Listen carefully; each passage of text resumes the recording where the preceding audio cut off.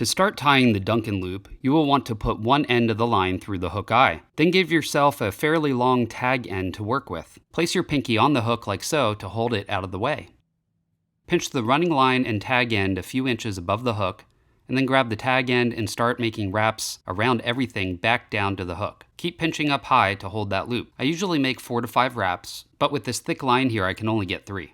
I will show this to you with a thinner tippet in a minute. Anyway, when you make your wraps, then put the end of the tag end into the loop created on your line, just above the hook eye. Then pull it through and put the tag end through the top loop as well, and then pull everything to loosely bring the knot together. Now wet the knot before seating it.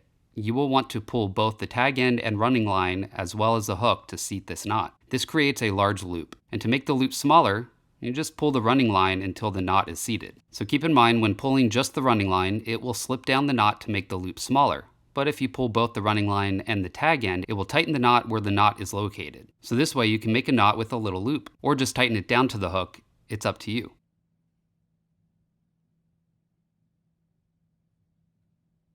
When cutting off the tag end, leave a little space to keep this from unraveling. Okay, let's see this on a regular tippet and fly hook. Again, put the line through the hook eye, give yourself enough tag end to work with, hold the hook with your pinky, pinch a few inches up from the hook,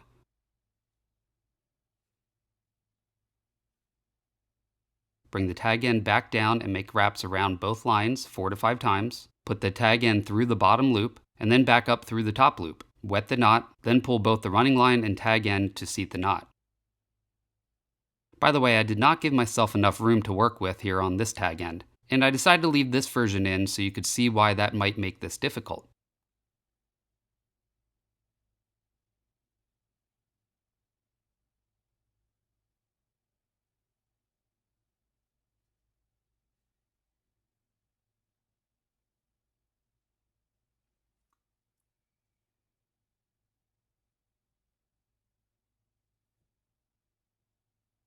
Okay, once the knot is seated, then pull just the running line to activate the slip and make that knot smaller. One tip, if you want a small loop for a free moving nymph, then pinch above the hook point and bring the knot down to your fingertips, and this will allow you to get the perfect size loop. Then pull once more on the tag end to seat that knot tight. Again, this would probably be easier with a longer tag. So the nice thing about this knot is you can create a loop that is rather strong. However, when the fish strikes, it will seat that knot and continue tightening, helping to ensure that you do not lose the fish.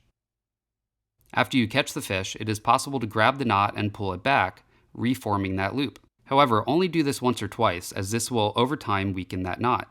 And it's best to retie all knots anyway after catching a few fish. Anyway, I hope you enjoyed this knot video. I will see you guys on the next video. Now you go catch some fish.